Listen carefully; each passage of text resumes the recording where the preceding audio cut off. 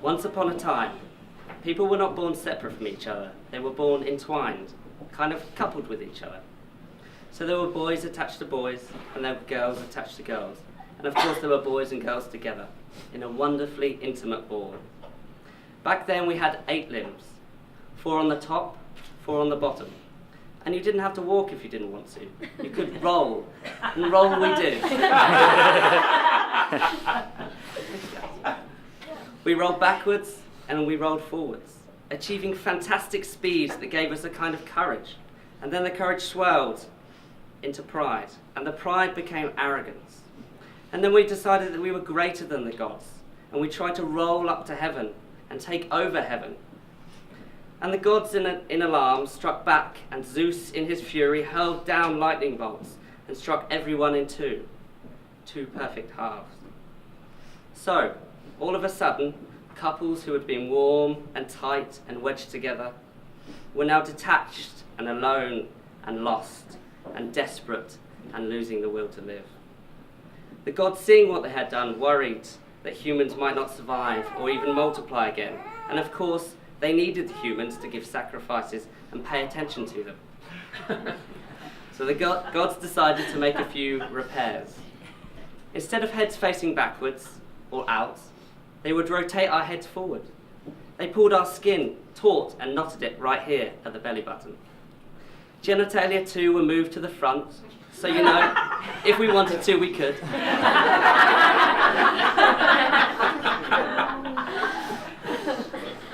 But most importantly, they left us with a memory. It was a longing for that other original half of ourselves, the boy or the girl that used to make us whole. And that longing is still so deep in all of us, men for men, women for women, men for women for each other, that it has been the lot of humans ever since to travel the world looking for our other half. And when, says Aristotle, one of us meets our other half, we recognize them right away. We just know, and we are lost in an amazement of love, friendship, and intimacy. We won't get out of each other's way for even a moment. These people, he says, pass their whole lives together. Yet if you asked one of them, they could not explain what they desire of each other. They just do. Friends and family, I would like to start by thanking you for joining us on this special day to celebrate the union, the coupling, if you will, of Ben and Dee. I know you've all travelled a long way to be here, and it means so much to Ben and Dee that you are here. I'd like to start by telling you how I personally know Ben and Dee, because such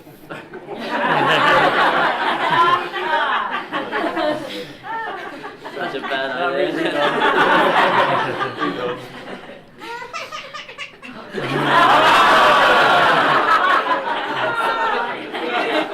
Well, you haven't heard it yet, but okay. Because 5 years ago, before they had first met, I would never have imagined I would be standing in this beautiful place, about to marry my 2 best friends in front of all of you. Ben and I met while we were working on a banana farm in Australia, 7 years ago. Now, you may all think of Ben as worldly and wise and well-travelled,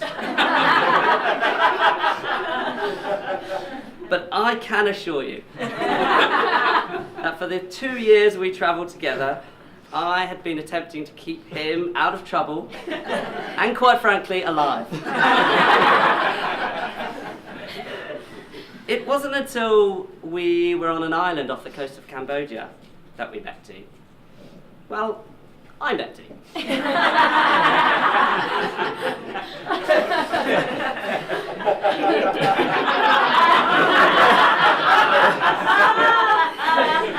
gets better, don't worry. I mean, it gets a bit worse first and then it gets better.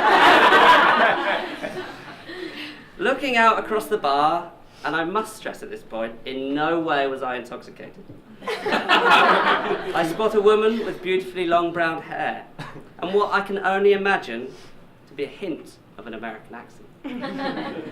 One thing led to another, and we were chatting.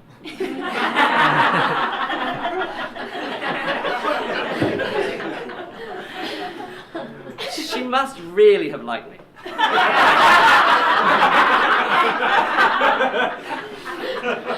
Because after the bar had closed and she made her way home, she returns to find me. She will tell you that she returned because her toilet was, well, she was locked out of her room. Yeah, and she needed the toilet. But I think we all know differently. It was at that moment I introduced her to Ben. They hit it off instantly. They stayed up all night talking. And the next few days they became almost inseparable. At the time I didn't think of it more than just a wonderful island fling. That was until Ben and I continued travelling to the next place. We hadn't booked any accommodation, and to my surprise, when we got off the bus, Ben took the lead directing us. This was strange.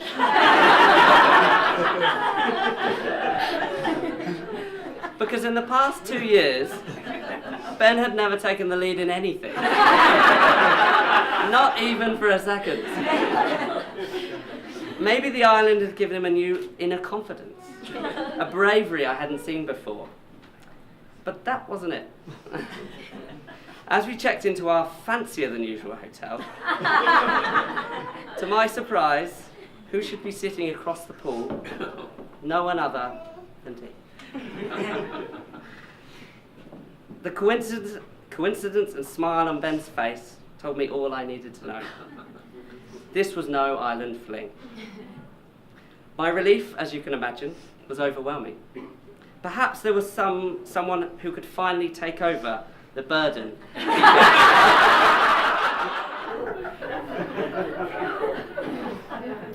Ben, Dee, and myself spent the next few months travelling together, and I watched them becoming more and more inseparable.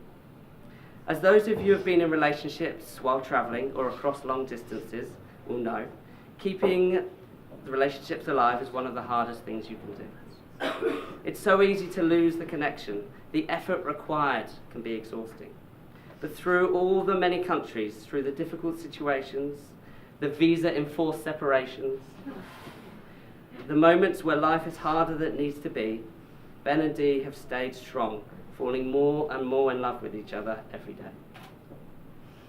Over the past 5 years, I and all of you have witnessed and been a part of their love and connection growing. We have witnessed the meeting of two other halves and are in the privileged position of sharing this joyful event with them today. Along with the stories and the laughter, it is also a serious commitment these two have for each other. So I'd like to start, before we proceed with the ceremony, with the vows. Ben, I love you. I promise that I will keep trust and communication as the foundation of our partnership. Through any circumstance that life brings, I'll be by your side. And I vow to work with you through all things. I commit to having fun, laughter, and playfulness. I promise that together we will continue to grow and to change. And I choose you as my husband for all of my days on this earth. We got this. Ben.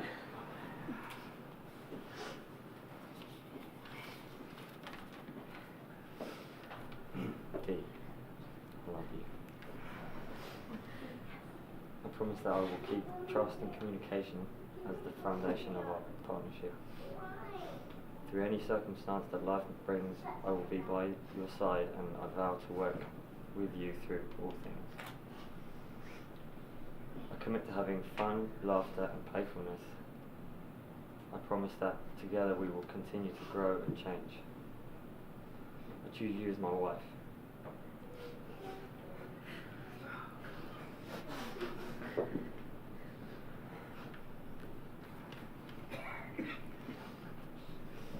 For all of my days on this earth.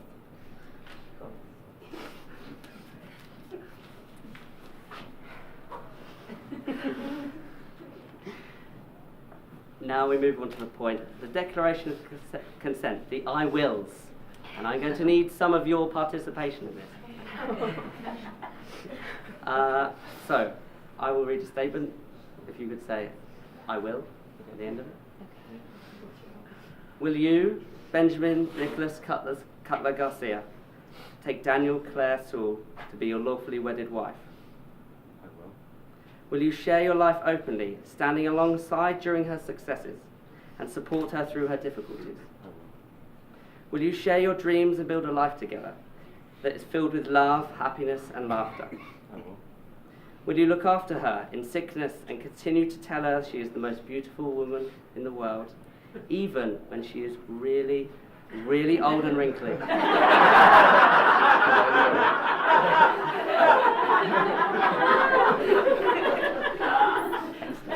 Thank you, Ben. Indeed. Will you, Daniel Claire Sewell, take Benjamin Nicholas Cutler Garcia to be your lawfully wedded husband? I will. Will you share your life openly, standing alongside during his successes, and support him through his difficulties? I will. Will you share your dreams and build a life together that is filled with love, happiness, and laughter? I will. Will you look after him in sickness and continue to tell him he is the most handsome man in the world, even when he is really, really old and wrinkly?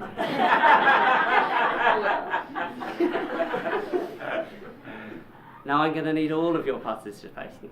Okay, so there's two I wills, and you'll find out where the gaps are. Will you, friends and family, support Ben and Danielle through their life together, to laugh with them, to share stories and make memories together? We will. Good. Will you share your love and keep them in your minds, whether you are near or far? We will. Right. They will now exchange rings as a symbol of their love, friendship, and commitment. As a symbol to the others that, after travelling the world and without knowing what they were looking for, they have truly found their other half. Dan, can I have the rings, please?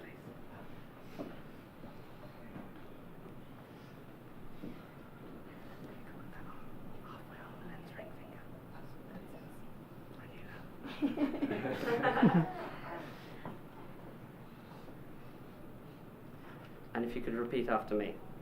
I, Daniel Claire Sewell, I, Danielle Claire Sewell, give you, Ben, give you, Ben, this ring this ring as a symbol of our love, as a symbol of our love, commitment, honesty, and trust. commitment, honesty, and trust.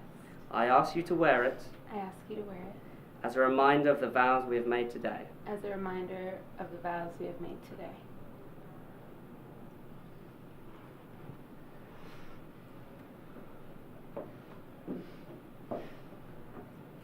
I, Benjamin Nicholas Cutler Garcia, Benjamin Nicholas Cutler Garcia, give you, Daniel Claire Sewell, give you, Danielle Claire Sewell, this ring this ring as a symbol of our love, as a symbol of our love, commitment, honesty, and trust. commitment, honesty, and trust. I ask you to wear it I ask you to wear this as a reminder of the vows we have made today. as a reminder of the vows we have made today.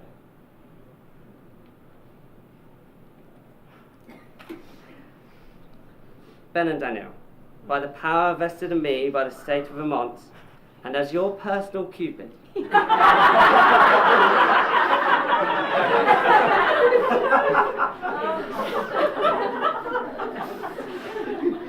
I pronounce you husband and wife.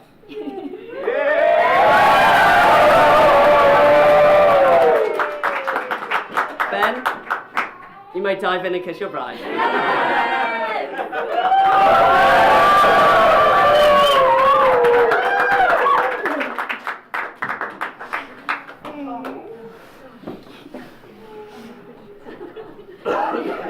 I now have the privilege of presenting to you Mr. and Mrs. Garcia.